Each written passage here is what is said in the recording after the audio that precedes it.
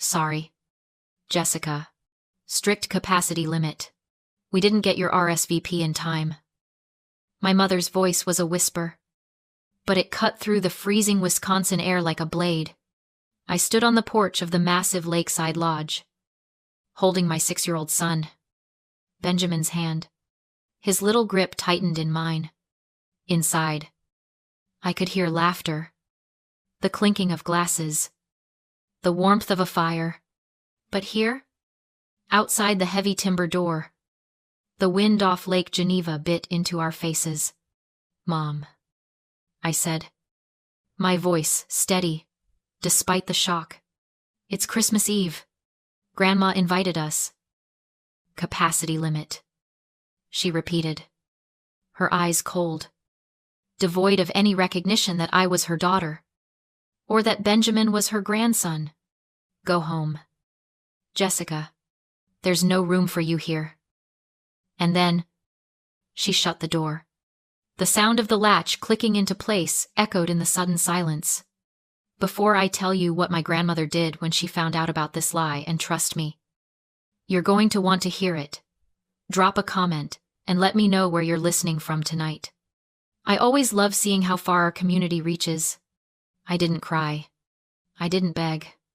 I didn't even knock again. I just turned around, picked Benjamin up, and walked back to my car.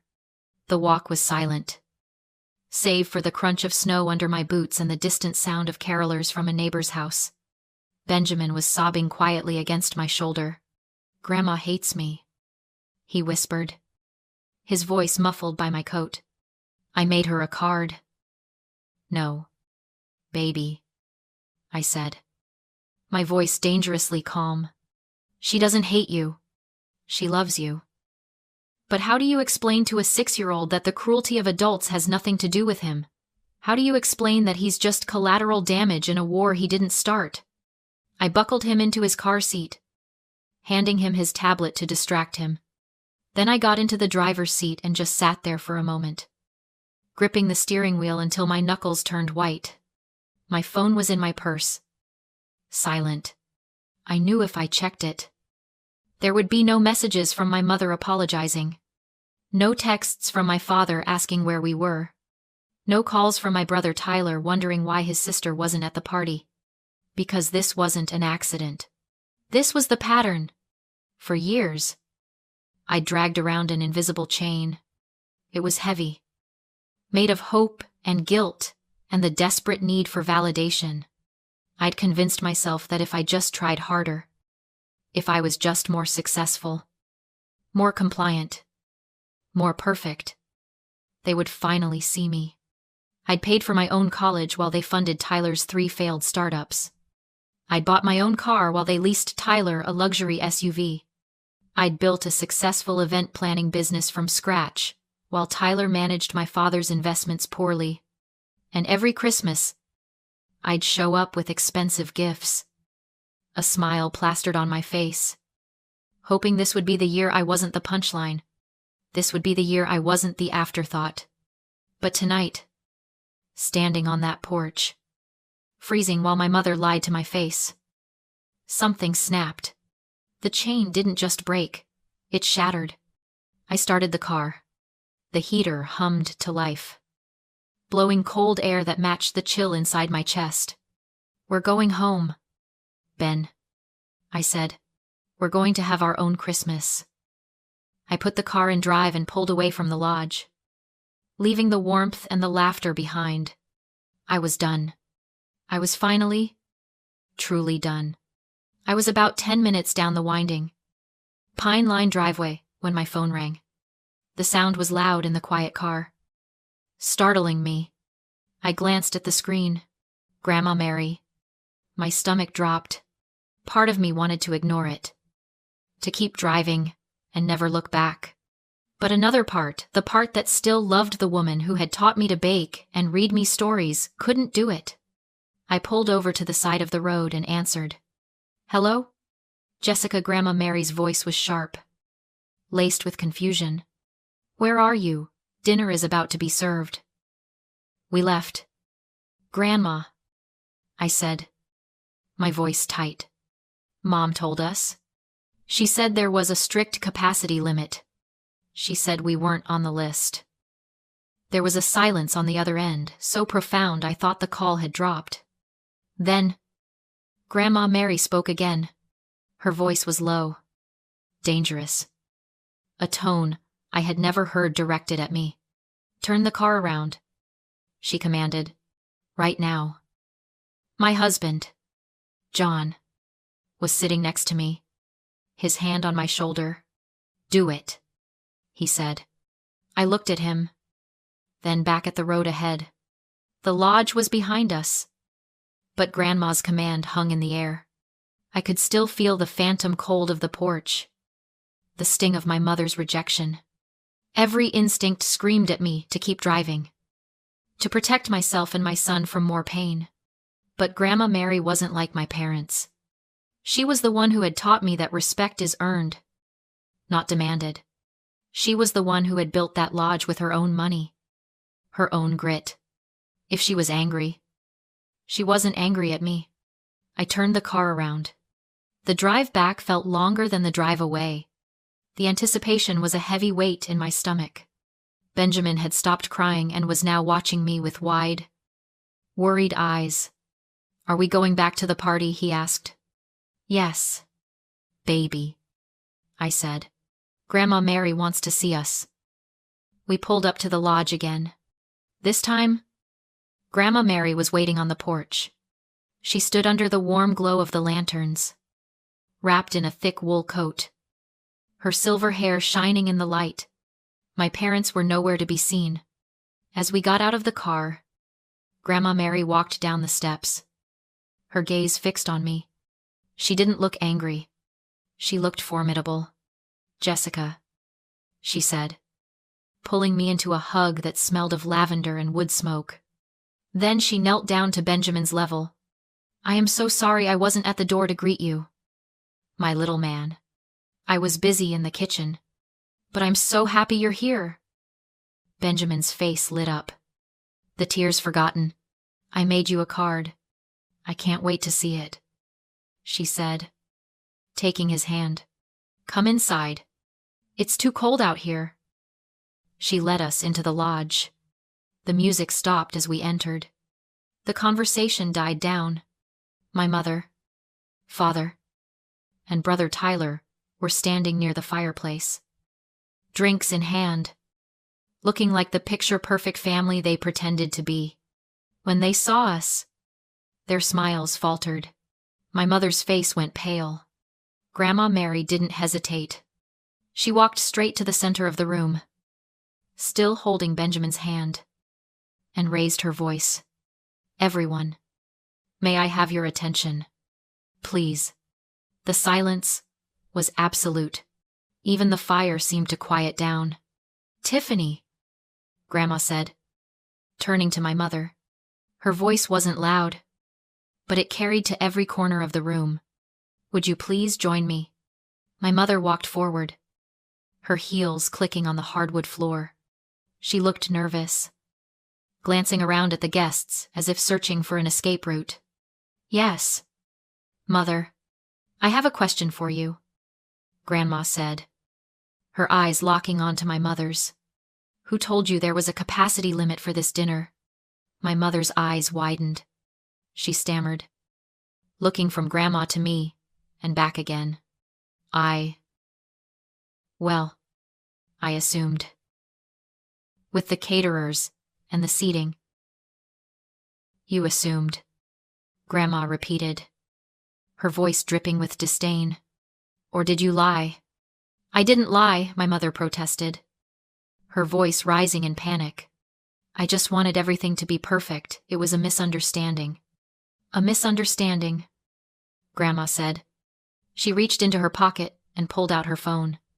Strange, because I checked the security camera footage from the front porch while Jessica was driving back. She tapped the screen and held the phone up to a nearby microphone stand that the band had been using.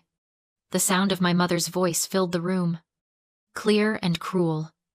Strict capacity limit. We didn't get your RSVP in time. Go home. Jessica, There's no room for you here. The gasp from the room was audible. Guests exchanged horrified glances. My father looked at the floor. Tyler took a sip of his drink, looking bored. But my mother stood frozen, her face a mask of humiliation. The social veneer she had spent her life polishing was shattered in seconds. Grandma Mary looked at her, then at the silent room. "There is always room for family in this house," she said, her voice shaking with suppressed rage. "Unless that family decides to close the door on their own blood." She turned to me, her expression softening. "Jessica, you and Benjamin and John sit here, next to me." She pointed to the seats of honor at the head of the table. My mother sat down, weeping into a napkin. It was a performance I'd seen 1,000 times. The martyr, the victim of her own good intentions. "I was just so stressed," she sobbed, looking around for sympathy that wasn't there. "I wanted tonight to be perfect for you, Mother. I thought if there were too many people, it would be overwhelming. I made a mistake. I'm only human." My father moved to comfort her, placing a hand on her shoulder. "She's been under a lot of pressure, Mom," he said to Grandma.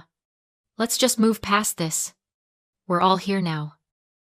"Yes," Tyler piped up, swirling the ice in his glass. "Can we eat? I'm starving." Grandma Mary didn't sit. She remained standing at the head of the table, her hands resting on the polished wood. She looked at my mother, then at my father, and finally, her gaze landed on Tyler. "We are not eating yet," she said.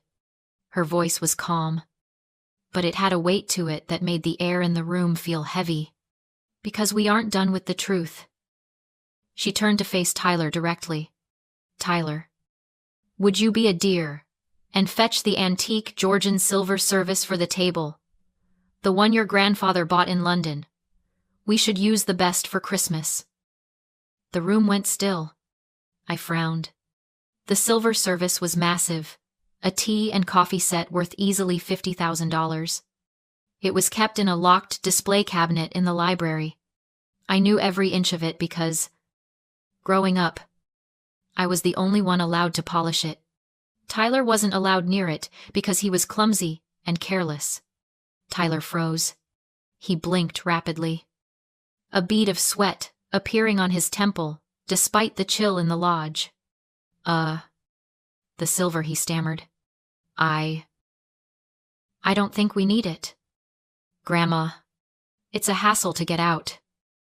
"I want it," Grandma said. "Go get it." It's not there," he mumbled, his eyes darting to my parents. My father stiffened. My mother stopped crying instantly, her face going from flushed to gray. "Not there?" Grandma asked. "Where is it?" "I sent it out," my father interjected quickly, his voice too loud. For professional cleaning. As a surprise for you, Mom. We wanted it to shine."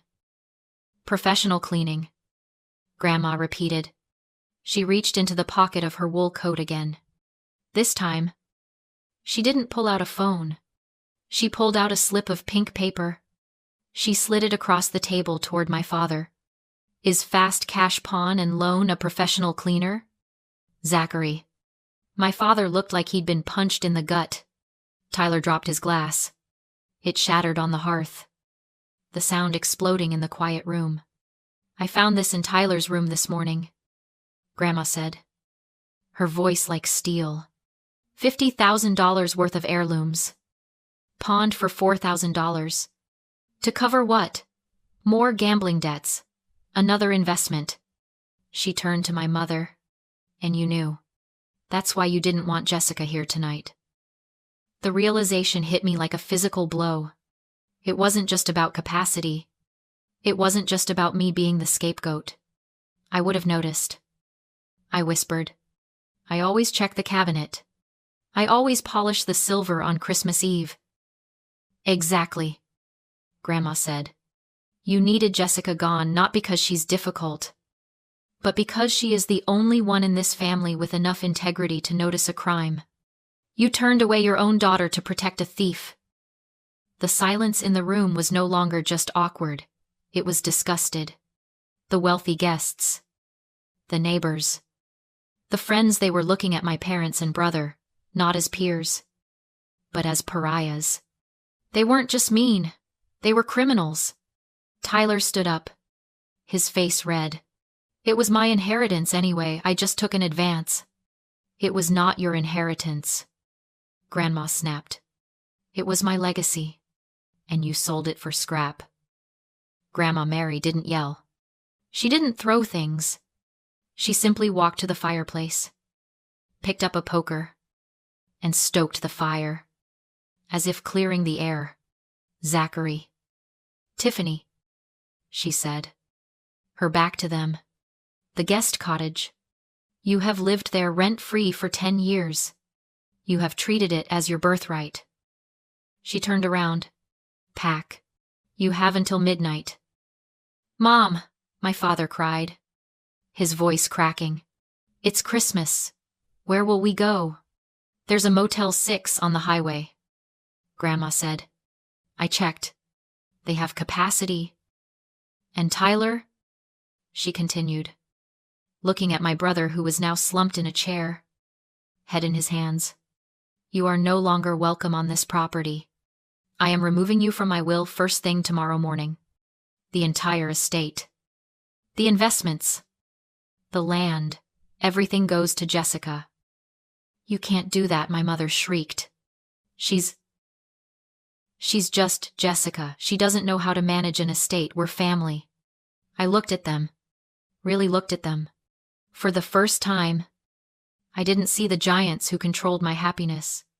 I saw 3 small, desperate people shivering in the warmth of a house they had never deserved. The invisible chain that had bound me to them, the need for their approval.